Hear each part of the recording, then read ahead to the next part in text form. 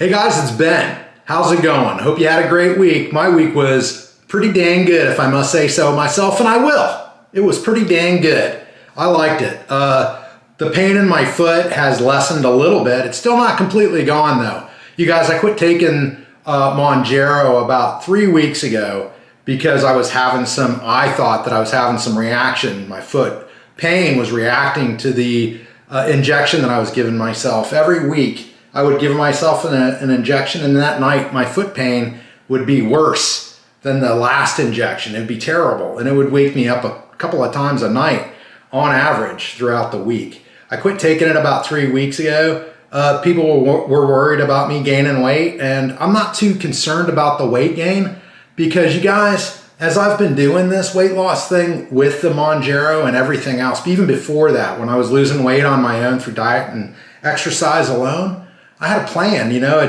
I was changing my lifestyle as I went. I wasn't gonna keep doing the same things that I was doing before I started because that would just get me back in the same situation that I was in. And what situation was that, you may ask? I got up to about 250 pounds, y'all. That may not sound tremendously huge, but for a guy that's about 5'9", it's pretty big. So did I get on Mounjaro then? No, I didn't. I decided at that time that it was in my best interest that I lose weight on my own, so I started doing that.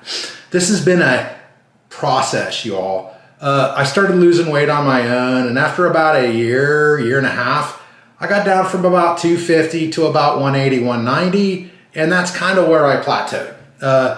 I tried the diet and exercise stuff, and I couldn't lose any more weight. 180, 190 was it. Then my doctor said, "Hey Ben, guess what? You got diabetes, congratulations." Just kidding.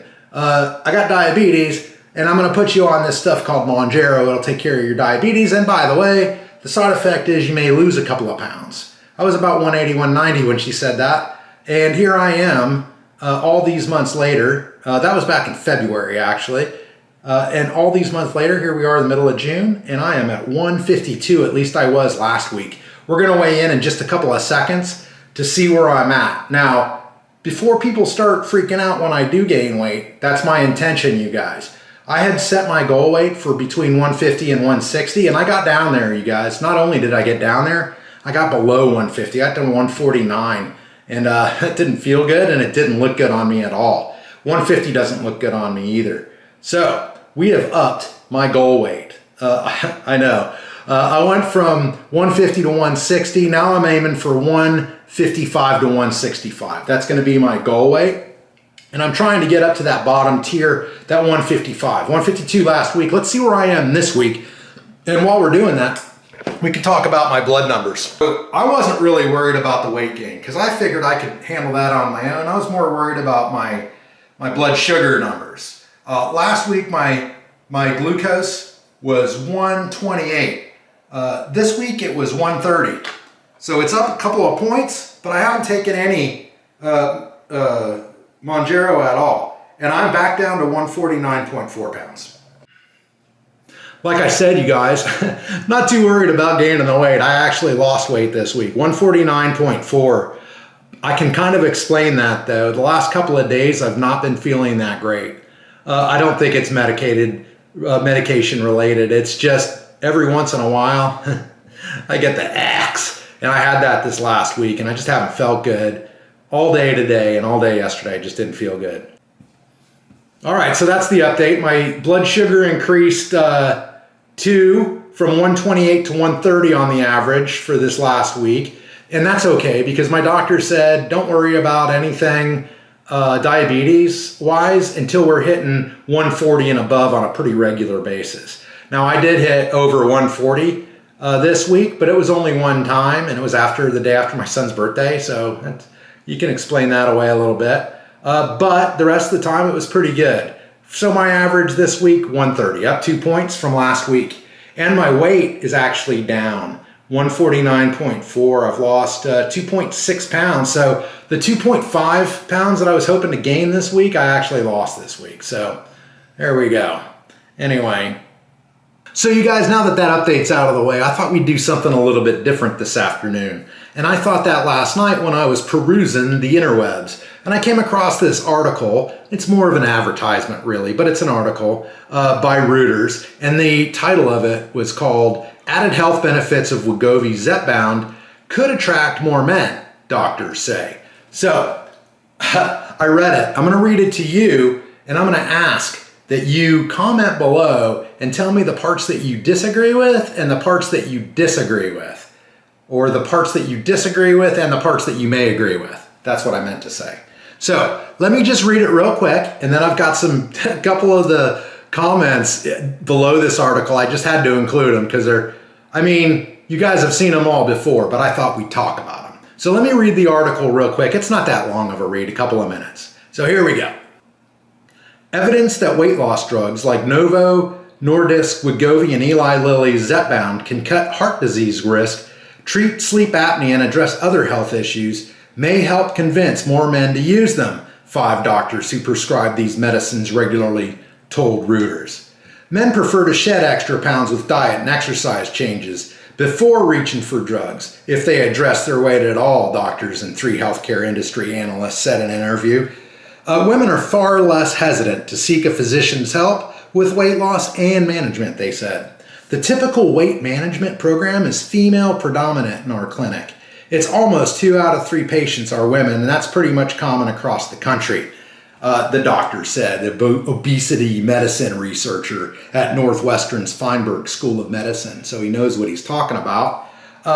He's saying that more women are losing weight than men, and well, a big surprise there, right? We don't have the same social stigma on our weight that the women do.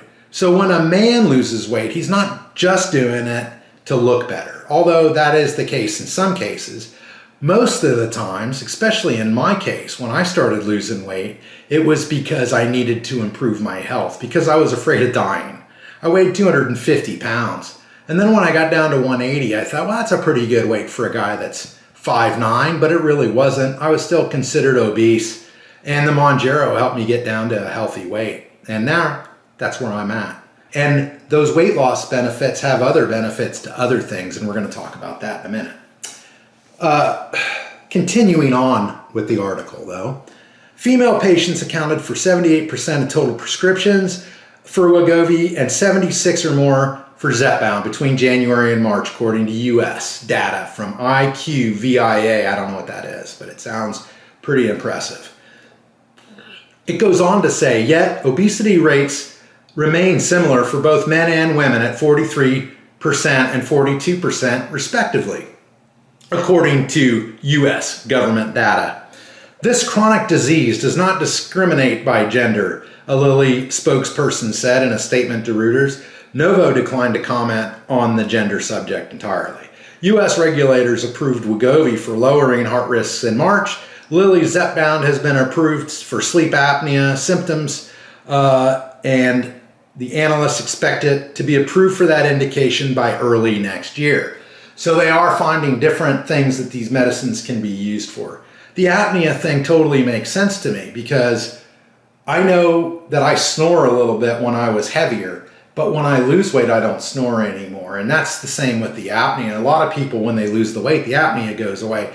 I don't think it's the drug so much as it is the drug making you lose the weight that's curing that issue. So you don't need the drug to cure sleep apnea. You just need to lose the weight. And if you can do that on your own, more power to you, I say.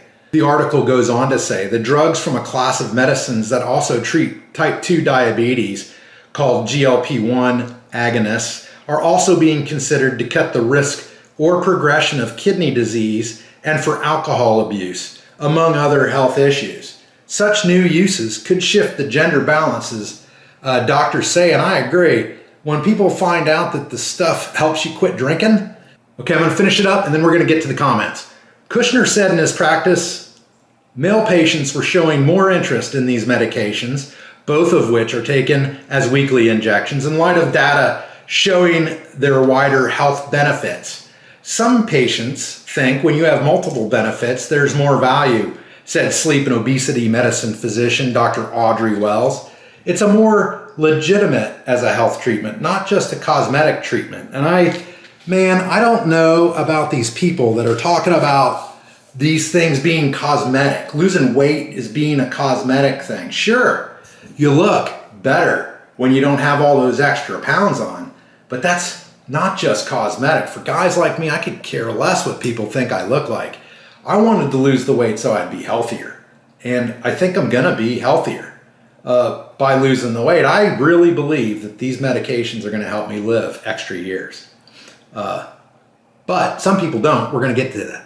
Other physicians suggested that some men may be more open to weight loss drugs based on recommendations from women in their lives taking the medications. So all you ladies out there that are taking it, if you got big fat husbands that you want to take it to, just tell them. According to this article, that's all they're waiting for is for you to tell them that they need to take it. They're right looking for a little female encouragement, according to this article. Whatever. Okay. Yet Barclays pharmaceutical industry analyst Emily Field sees the market for such drugs, estimated to reach $150 billion in the coming decade, still primarily involving women, as they tend to be the ones who seek treatment for weight. Probably true. That's probably a true statement. Okay, so the article goes on to talk about stereotypes in men and why maybe men aren't going for these drugs as much as the women are, and they're all true. Stereotypes around masculinity. Doctors and analysts attributed the gender difference in part to social and cultural expectations that give men a pass on weighing more. Clinical trials that tested Wegovy and Zepbound for weight loss primarily enrolled women. Lilly's sleep apnea trial and Norvo's heart disease study both recruited more than 70% more male patients than the drug. That's what the drug makers have said. And of course they have, because most sleep apnea patients are men. So if you're going to test a sleep apnea medication, you're going to probably go for men mostly. That's where the sleep apnea is mostly. Women have it too, but it's more prevalent in men than women. And that's why we're seeing these numbers like this. I don't think it's because men are more interested in not weighing, not losing the weight. I think, or they'd be more interested in like the sleep apnea thing. And I don't think so. I think that people are the same across the board. I think people are realizing that the weight epidemic that we have in the world today, not just the United States, it's bad here, but it's bad all over. It's just getting worse. People are getting bigger and bigger, and something has to be done about it. So, agree or disagree with the article. I tend to agree and disagree both at the same time. I think that the article primarily was written as kind of an advertisement to get the word out that not only are these weight loss medications, but they also treat other things. And do I think that's going to bring more men into the Mounjaro, Wegovy, Zepbound arena? Yes, I do. I think that it's going to bring more people in when they realize that, hey man, I've had sleep apnea for the last 10 years. I'm 20 pounds, 30, 40, 50, 60, 120 pounds overweight, right? I'm going to try it because I heard my friend Ben tried it and it worked great for him. He lost like 100 pounds. His blood sugar went from 475 down to 100. His A1C went from 10.6 to 5.4 in 3 months. That's me, by the way. I'm Ben. That's me, you guys. So if you're looking for a guy to tell you that you shouldn't wait just for the sleep apnea stuff trials to be finished, if you also want to lose weight, you should get on it if you want to lose weight. But like I say, I always caution people, be looking for things that could go wrong. Be looking for symptoms, right? Be tracking your symptoms very closely and make sure, right, you're tracking the right symptoms. Because a lot of the symptoms, they kind of seem like, some symptoms seem like another symptom of something else, and it could be anything of 3 different things. So just be careful when you're taking a new medication to keep an eye on your side effects and symptoms. So I promised you the comments. So this is where I plan on getting some comments of my own in this video. Paul says, sure, make it even more available. Advertise it even more. It's like opioids. Spread them around. What could go wrong, right? So there's a definite flavor to a comment like this. And there are definitely more of these comments in this article. There is a hate, you guys, I'm telling you. I've never seen anything like it. I don't know why people object to people taking a medication in order to lose weight. I don't understand it. Donk says, I've been on it for a year. I've dropped almost 45 pounds and my A1C went from 6.7 to 5.5.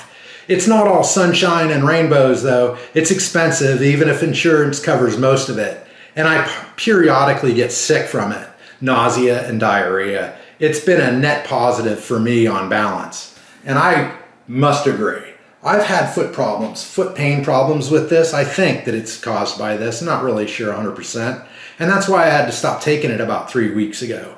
My foot's getting slowly better, but I must say, it is a net positive on balance for me too, even with the foot pain. I'm glad that I took it. The weight that I lost, I feel healthier. You guys, I feel healthier. I'm not as huffy and puffy walking around anymore. I feel like when I'm getting my exercise going again, real soon, like starting up this next week, I'm going to be in a far better place than I was 2 or 3 months ago. So I'm really looking forward to getting my exercise going again. Although, based on my weight today, I don't really need it too drastically.